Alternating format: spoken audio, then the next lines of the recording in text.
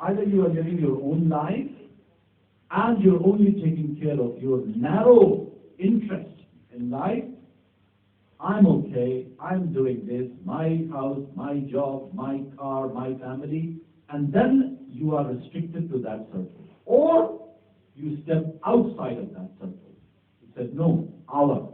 You don't use the word my, you use our community, our family, our this, our that. Then you are including everybody.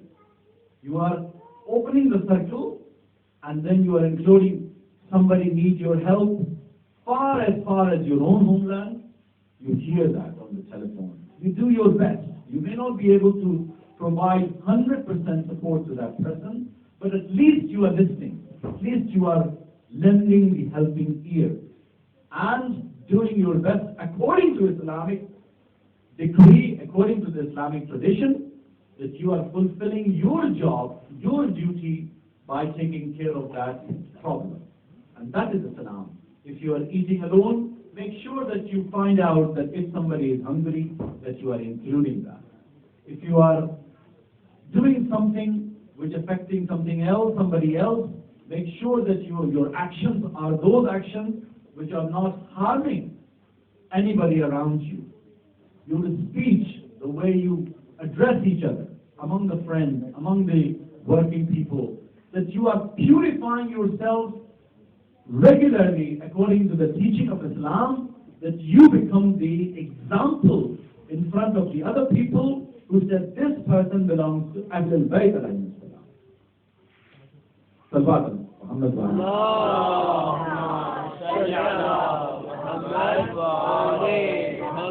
The teaching of Ahlul Bayt are very, very clear. And the teaching of Ahlul Bayt are nothing but the teaching of Rasulullah sallallahu alaihi wasallam, who in his lifetime made sure that whatever he is doing, he would do it according to the principles of Islam. The problem, of course, is started in the history, which we all know, that when the role of those ulamas are knowledgeable people. What we call ulama, what we call the maraja, what we call the people, the scholars, they know slightly better than the general public because they've studied, they've spent time. So therefore, the role of ulama in society has always been very popular and very important. In today's life, today's time is exactly the same. People will criticize those who take a step and do something revolutionary, do something positive. People will criticize. People did criticize Imam Khomeini when he came out and he said that the role of ulama is not restricted to the majalises, not restricted to the mosque and Islamic center. No, they must come out and proclaim what is going wrong and curb that, stop that. Amr bil Ma'ruf wa Nahy anil Munkar, that they must do that. When he did that, other ulamas did criticize him. But he continued his mission, and look, alhamdulillah, what he has achieved. Similarly, Shaheed Sadr Awwal and Shaheed Sadr Thani, both Sadr family, the people, those who speak against the zulm, and they paid the heavy price. This is in our history, this is our history in lifetime. We're talking about 20 years of history, which last 20 years.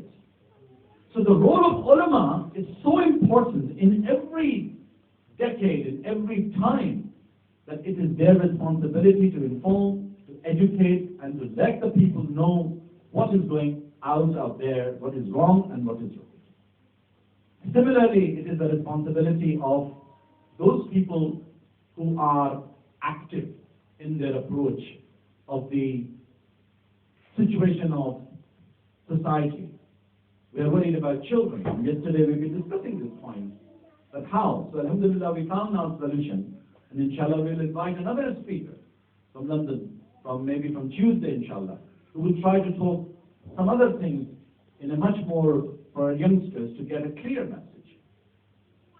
But this message of Imam Hussain alayhi salam, going back to the history of Islam, that when we talked about it, that when Muawiyah has passed away, and it was a time, I think the Waqia Karbala, the incident of Karbala, those who are responsible are the ulama of the time.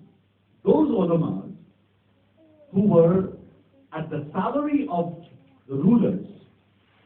What happened was that Muawiyah went there and Muawiyah said, well, it's time for me to pass this mantle to Yazid. And he went to consult the ulama. That's the history of the ulama of Damascus. The ulama says that, how can we allow this to happen? They knew who Yazid was. They were absolutely had all the knowledge about his character, who he was, what he was up to, and all the rest of it. And they also knew that who was around him. Imam Hussain was around him. Imam Hussain was known, popular. But he said, don't do, if I were you, I would not do it publicly. I would not do it openly. Because there was instruction from them, they did not do their duty properly. If they would have stopped and had created revolution, Yazid wouldn't have come to the power. How come Yazid came into the power? By the consent and by the consultation of those ulamas who were on the payroll of the ruler. And this is the history of even all these rulers who are controlling the Islamic world. What's happening in Saudi Arabia these days? A small incident I'll mention to you. Last year, an Iranian delegation went to Medina, or I think it was Makkah or Medina, one of the Muqaddas cities. There was a Peish Imam there, started saying something in his khutbah Jummah, not knowing in the first row, there was an official delegation from Iran was attending and praying Jummah with him. He started saying all sorts of wrong things about Ahlul Bayt alayhi salam. So they get up and they left. They did not, so he understood who are these people, why they left, what is the problem. They left, they didn't pray. Then the king came to know about that, and the king called him in his office and literally kicked him and abused him, the king. And this has been documented, it's been narrated to me by a member of the staff of the Iranian embassy. He said it was so insulting for him that you did not know who these people were. There were Iranian delegation came to visit Makkah, and they were praying Jummah, and you were saying wrong things. He was not aware of that. He was insulted by who? King. So what is the position there? That has never happened in our history, in Shia history. That never ever an ulama has been discredited or been insulted by a ruler. Wherever that happened, that means the correct Islam has never been implemented in the system. And the history tells us that if the rulers were unable to actually rectify the situation, and they allowed this to happen, so of course everything was possible, and they did what he had to do. So this is a very important point to understand, that you must be vigilant, you must read. These are the heavy matters, big matters for the children to understand. These are political matters, but Islam is also political. There are many aspects of Islam. Very simple aspect of Islam, which I think at this stage, youngsters should concentrate about their lives, what they're learning.